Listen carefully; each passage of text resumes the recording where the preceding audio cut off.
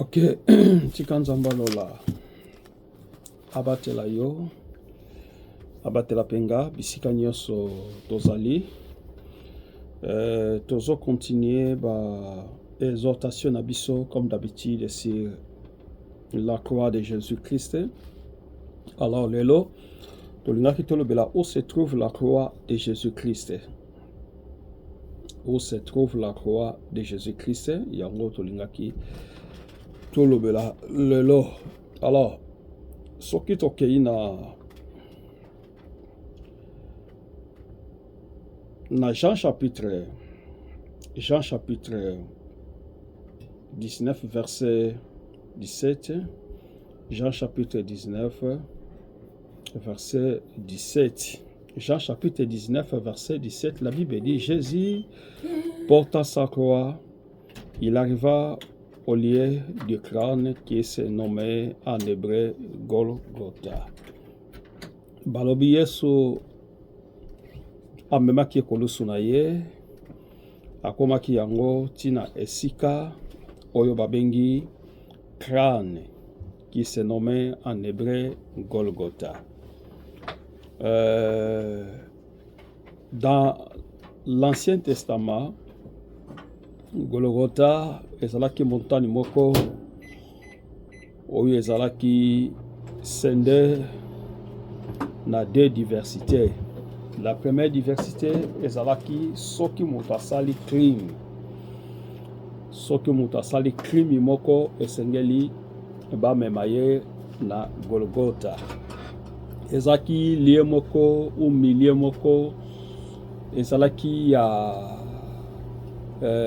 comme dit ya ki milieu moko ezalaki ya esengote na koki koloba. Ezalaki milieu moko ya esengote, ezalaki milieu oyo ezalaki milieu moko ya souffrance ou montagne moko ya souffrance. Ezalaki montagne moko sans esquisse. Soki osali mbeba moko oyo l'État akoki ko supporter yango te, l'État akoki ko autoriser yango te, vous êtes obligé directement, ou soit il faut passer punition moko ndenge le tozobenga condamné à mort. Donc au passé ba moment moko très difficile, ba moment ne kezala esengote pona yo mais za moment moko ya pasi. Alors bako beta yo jusqu'à ce que ba okende ko matisa yo na croix. Alors nous avons vu na croix ezalaki trois sortes ya croix. Croix moko ezalaki na gauche, croix moko ezalaki na droite, et puis croix moko oyo ezalaki bayaki kotia Jésus-Christ ezalaki au milieu. Or, selon la Bible parle que Jésus-Christ est l'homme du milieu. Comme si Dieu se révèle sa parole à travers son accomplissement. Nzamba za ko révéler liloba na ye, pe azolobela ngo liloba na ye et c'est comme tina kokokisama. Voilà pourquoi, chers chrétiens, la lingina martelé eloko moko est très important pour nabiso, étant que ba Christo onzamba permettre, onzamba accorder, onzamba alingi kolakisa biso eloko moko ya mutuya. Et pas nabiso ba chrétien des fois croix ezaka eloko moko tokanisaka kufa na Yesu Masia. Et kufa na Yesu Masia juste pour na biso ba chrétien ezali eloko ezali esengo. Et c'est comme esengo pourquoi? Parce que Christ ne kulusu même voit même amata ne kulutu ayaki kosomba o ezalaki mabe na biso. Alors Bible lobi et par ses maîtrises que biso toza guéri pe biso tobikaki. Donc prédication même il y a croix. La Bible dit dans 1 Corinthiens chapitre 1 verset 1 jusqu'à 18, la prédication de la croix c'est une folie pour ceux qui se périssent. Mais biso oyo toza na kati na Yesu Masia toza sauvé. Et puis la Bible dit que toza sauvé, non pas seulement sauvé, mais c'est une puissance de la part de notre Seigneur Jésus-Christ. Yango na lingi ko yebisa eloko moko na pokwa lelo na mukola lelo. Bien-aimé, ekulusu lelo ekomi eloko eza litomba pona biso, lelo ekomi eloko moko eza esengo pona biso, lelo ekomi eloko moko eza rachat na biso, eza bonsomi na biso, eza purification na biso, eza délivrance pona biso, parce que Christ ayebaki komema mabe nyonso bandaki koexiste na mabe oyo koyeba kozala lelo na temps na biso etant que église. Bible dit Christ il opère des premières générations jusqu'à la 4e génération. Comme il est Dieu, il n'a pas de limite. Akoki kosuka kaka na première génération te, tina deuxième te, tina troisième te, mais akokoma su tina 4e génération. Voilà pourquoi la Bible dit que notre Seigneur, il est presque partout, il opère. Et il est vivant, bien-aimé. Il est vivant, il y manifeste sa puissance uniquement na ba oyo bazo croire na miracle na yeba, o bazo croire na koya na yeba, o bazo croire na tout au long. Il y a 3 ans et demi, à travers sa prédication, à travers son évangile, à travers sa délivrance, à travers son miracle. Parce que nous avons vu, tout au long, il y a ministère naïe, à se rencontrer qui n'a pas diversité de problèmes, à côté qui n'a pas tout bazala qui ba fou, à côté na moto qui fou de bardala, à cela qui guérit, à côté qui n'a ba monge. Bible dit à calma qui trompette, tempête plutôt, à côté qui n'a pas problème ou ezala qui comme on peut dire que ba problème ezala qui y a minene. Mais comme il était Dieu, il avait donné la réponse à chaque citation, à chaque moment, à chaque événement. Jésus-Christ, il était le maître, il est donné, c'est-à-dire la réponse aux besoins des peuples Israël. Voilà pourquoi na lingina yebisayo bien-aimé, où se trouve la vraie croix de Jésus-Christ. La vraie croix de Jésus-Christ selon Jean chapitre 19 verset 17. Jean chapitre 19 verset 17. La Bible dit Jésus porta sa croix. Il arriva au lieu du crâne. Il arriva à Komakina na esika ya crâne. Et dans esika ya crâne qui se nommait en hébreu Golgotha. Oyo babengi yango na monoko ya Bayuda Golgotha.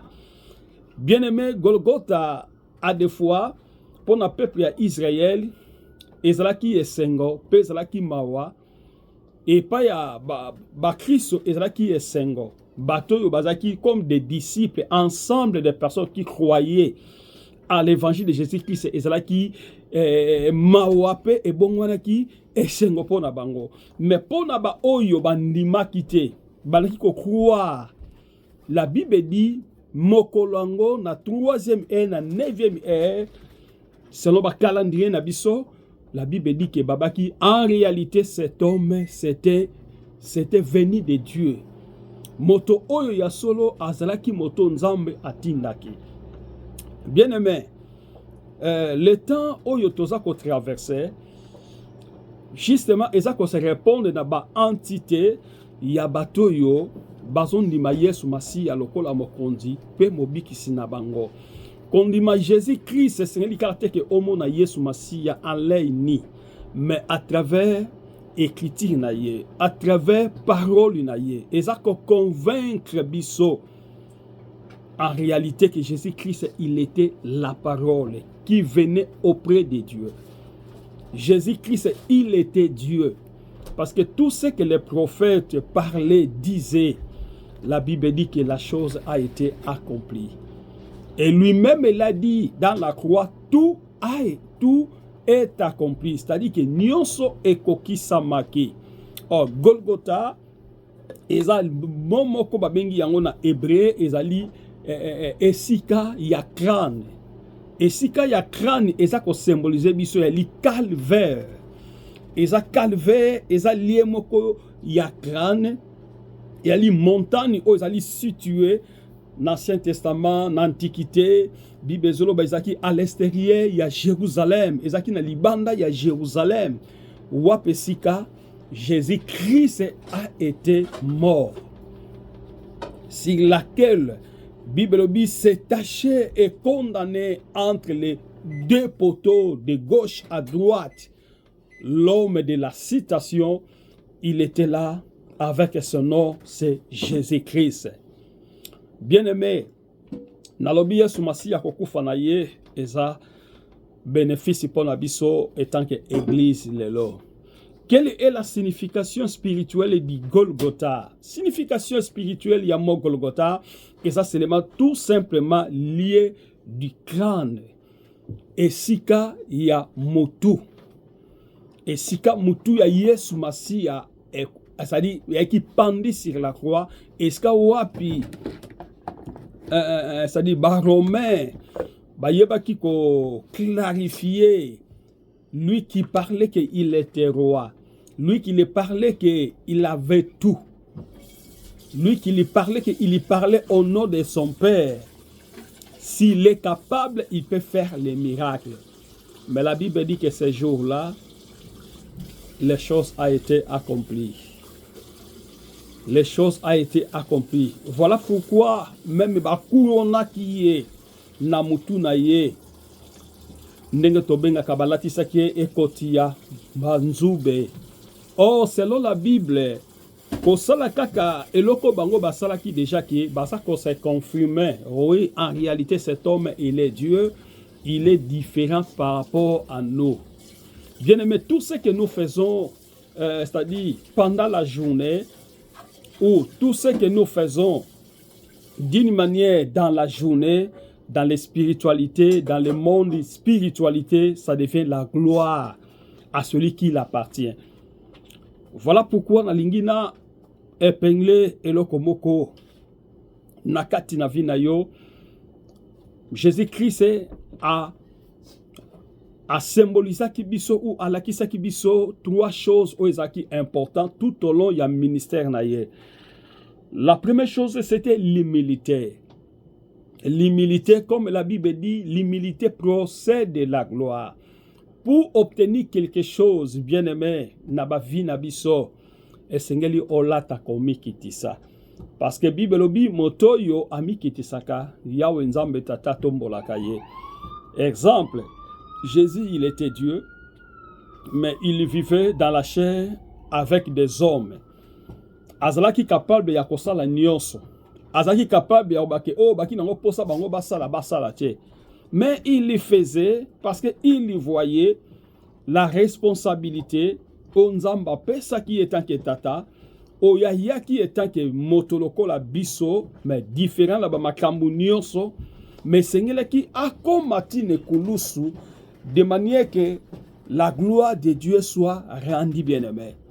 D'abord, il a porté la marque de l'humilité. Mais à bien que cela, tout au long, il y a nyonso bien-aimé, tout le monde qui kokomanaye a komaki na défaite jusqu'à la croix. Défaite pour na Romain, mais pour na biso ba Christo ezalaki réussite peu ezalaki c'est-à-dire succès pour na biso. Voilà pourquoi la Bible, première chose c'était l'humilité, la deuxième chose c'était la défaite et la troisième chose c'était Jésus-Christ a été triomphé par la grandeur royale de notre Seigneur Jésus-Christ. Parce que le conflit qui est écotia, il y a pine bien-aimé. Oui, ça signifie grandeur. Il y a royal et le roi qui était bien-aimé.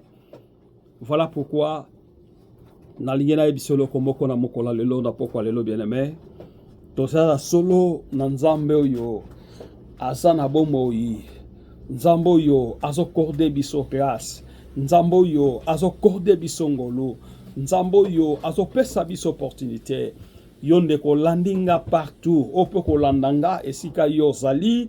Bien-aimé, porter trois choses on a kati na vie na yo. Na vie, il faut porter la marque de ya humilité. Et dans la vie aussi, sachez-vous que, bien aimé, défaillance zalaka, défaite peut zalaka. Mais même si tant qu'on a défaite, bien aimé, zala na ba objectif qui permettent de se relever dans les moments où ils allaient précis na kata vie na yo. échec ata lelo monique peut-être échec est bien aimé otika na position ko la échec était mais lata l'esprit o ya réussite kati na yo nde komema yo osala de grandes choses na kati na vie na yo. Voilà pourquoi trois choses où se trouve la vraie croix de Jésus-Christ. On a lakisi biso, na talisi biso, na boania onzamba pesinga ko démontrer ba makambo oyo bien aimé na lingi olata biloko misato na kata vie na yo. Sache que na vie il faut avoir l'humilité. Sache que na vie défaite peut zalaka mais défaite tikaka défaite te mais défaite et bongo anaka et komaka succès après avoir souffri, après avoir honté, après avoir dénigré, après avoir oublié, après avoir kippé yo te bien aimé yeba que chemin na yo ya grandeur, ya royauté, ya Christ Jésus ezali kolanda yo bien aimé ezana simana yo ekoyeba ko s'accomplit comme Jésus-Christ il a dit dans la croix, tout est accompli. Tikanzamba lola abakisa yo ebele na exhortation na biso ya moke ya 15 minutes oyo tolobi na tina na croix na Yesu Masia et bakisa yo quelque chose parce que nous sommes dans l'état ya toli natango oyo ya mois d'avril eza mois oyo tozo kanisa mbotama na Yesu kufa na ye. Voilà pourquoi tout ça qu'on s'est révélé différents c'est-à-dire les spiritualités oyo nkolo ça qu'on permettre biso tolobela de manière que bana nzambe ba comprendre grandeur oezaki na Christ Jésus lokola Seigneur peut lokola sauveur parce que la Bible dit dans la croix tout est accompli. Tika nzambo toza kosambela nzambo yoza kosambela na nzela na Yesu Masia abakisa o lisusu bwanya sagesse oyo ekosila lelo te pe libela na kombo na Yesu Masia. Amen. Dieu te bénisse.